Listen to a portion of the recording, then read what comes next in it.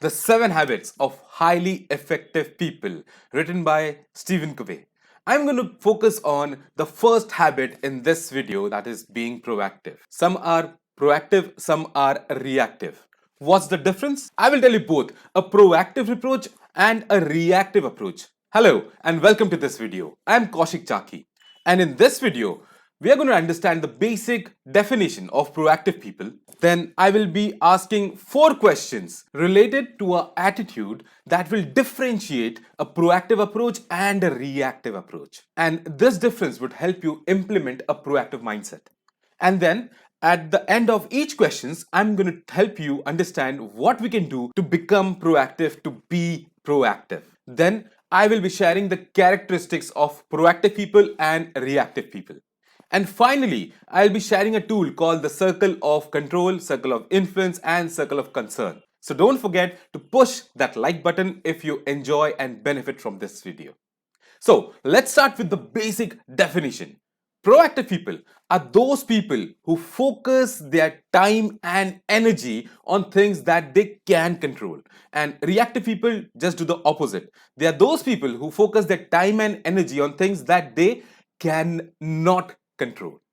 Now, I'm going to ask some questions related to different elements of our attitude and how we approach things. And this would differentiate a proactive and a reactive approach. So, question number 1 is, what is our approach towards learning things? Reactive people would think that they know enough and there is no need to learn new things, and thus they don't see a point in learning. But the proactive people always keep learning, always keep improving or developing themselves, no matter what age they are at or how busy they would be. Learning and acquiring skills would always be their priority. So, the tip number 1 is to become proactive, to be proactive. We should always be open to learning new things. Question number 2 is, what is a mindset at workplace? So, reactive people do what they're told, and once it is done, once that specific task or job is done, they wait for the next instructions or the next orders.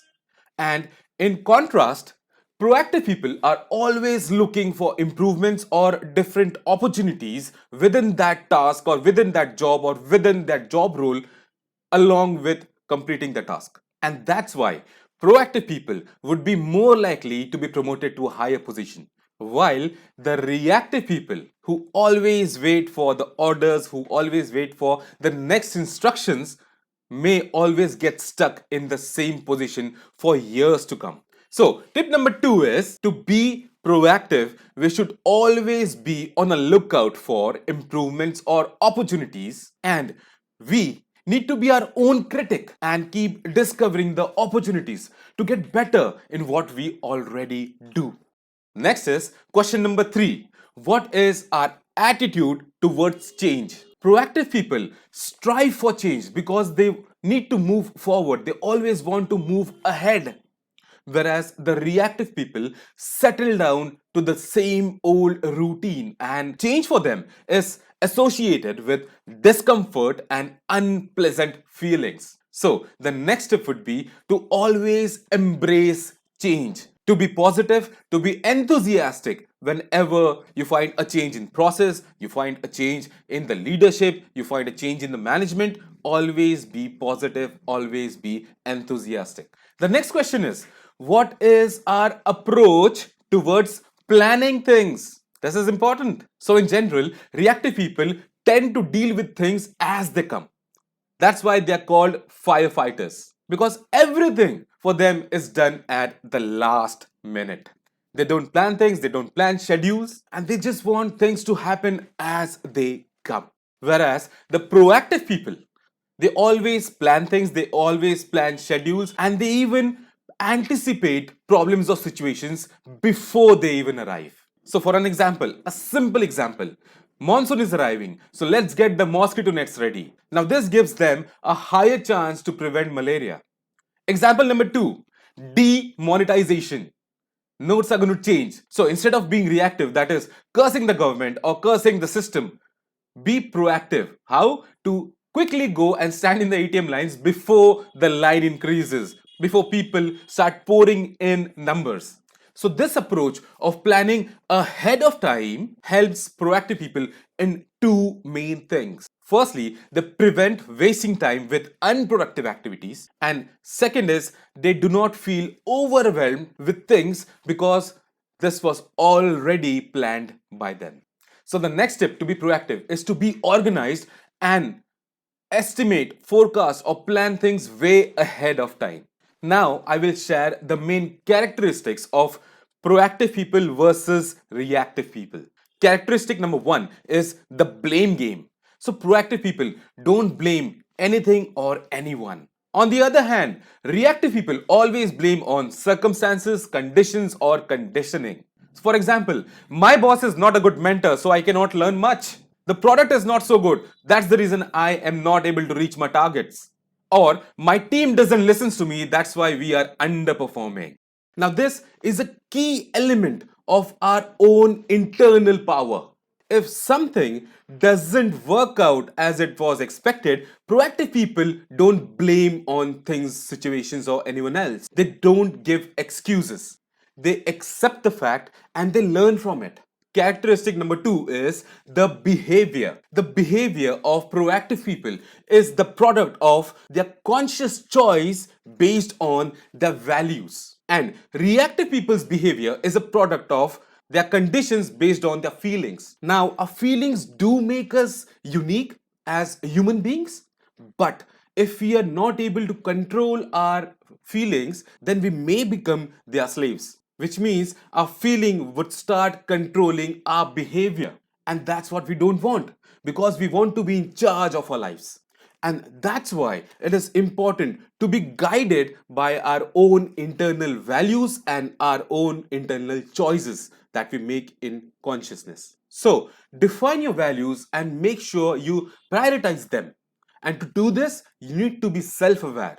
So, I've created two different videos on self awareness. I would recommend one of them. You can find it in the description box. Click on that, take a pen and paper, and jot down whatever questions I ask you. Now, this would be on vitals, that is, your values, interests, temperament, activities, life goals, and strengths. So, do watch that video to prioritize your values. Now, the last section of this video, where I will quickly explain the circle of concern, control, and influence, as explained by Stephen Covey in his book of 7 Habits of Highly Effective People. I'll get some commission out of it if you buy this book from the link I have provided. So, let's start with the circle of concern, influence, and control. So, as we go about our lives, we operate in two different circles. The first is our circle of concern.